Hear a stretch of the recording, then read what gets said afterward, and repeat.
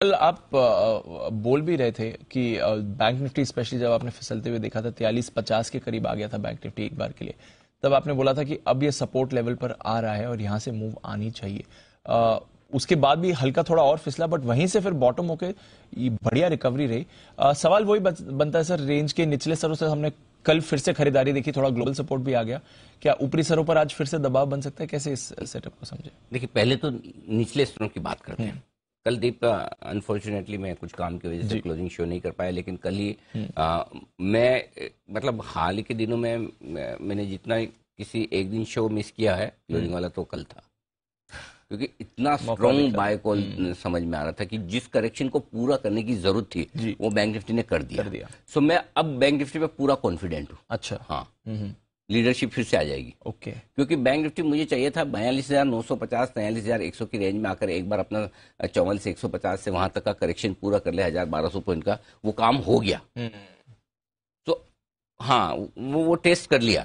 Nifty पे हालांकि 18,200 18,250 बहुत स्ट्रांग सपोर्ट है, वहां से पहुंचा है, लेकिन बैंक निफ्टी ने लगातार तीसरे दिन लोअर लो बनाए, तो निफ्टी के लिए फिर भी हो सकता है अभी छोटी मोटी चीज रहे, लेकिन निफ्टी में बड़ा फायदा ये है कि लीडरशिप क्लियर है।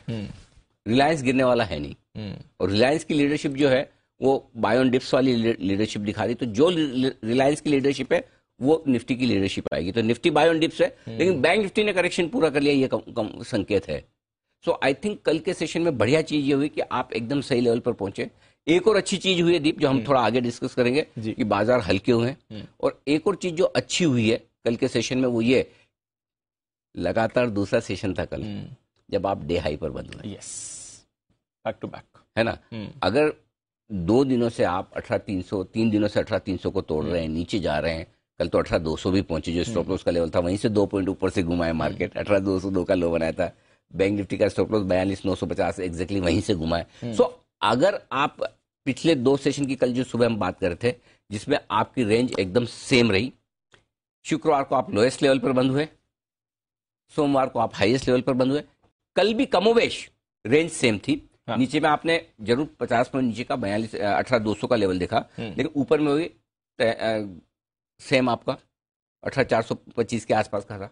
बैंक निफ्टी में थोड़ा सा आपने नीचे जरूर देखा, लेकिन हायर साइड पर वही 43,400 425 के आसपास का। तो लगातार 3 दिनों तक आप ऑलमोस्ट उसी रेंज को ट्रेड कर रहे हैं, लेकिन उन 3 दिनों में से 2 दिन आप जब मजबूती के साथ बंद हो रहे हैं, वो कंटिन्यूस हो रहे हैं। तो तीसरे दिन का ट्रेंड जो आपका है, जो हमें कल सीखना था, जिसकी मैं बात कर रहा था, अगर मैं होता शो में तो कल ही बताता, लेकिन आज इसलिए बता रहा हूं कि ये तीसरा दिन आपके लिए फिर अच्छी मजबूती वाला दिन बनता है, जो आज हमें देखने को मिला। इसीलिए आज आपको एक बढ़िया गैप अप मिल रहा है। So I think we are all set. कुछ इंटरेस्टिंग डेटा भी है जिस पर भी हम बात करेंगे, लेकिन ओवरऑल इसमें कोई डाउट नहीं कि एक अच्छा मजबूत सेशन आज होना चाहिए। रहा सवाल प्रॉफिट बुकिंग का, जो आपका था, करनी चाहिए, बिल्कुल करनी चाहिए, 100% करनी चाहिए। अब कहाँ करनी चाहिए यही है। अगर आप मुझे फ्रेंकली पूछे, सबसे बढ़िया जगह प्रॉफिट बुक करने की है वो 18,600 650 है, थोड़ा दूर है। 18,500 के ऊपर से आप सोचना शुरू कर सकते हैं कि मुझे कहाँ प्रॉफिट बुक करनी है, लेकिन बढ़िया जगह जो है ना, जहां आपको प्रॉफिट बुकिंग 100% करनी चाहिए, वो 600-650 से, जो यहाँ से दूर है।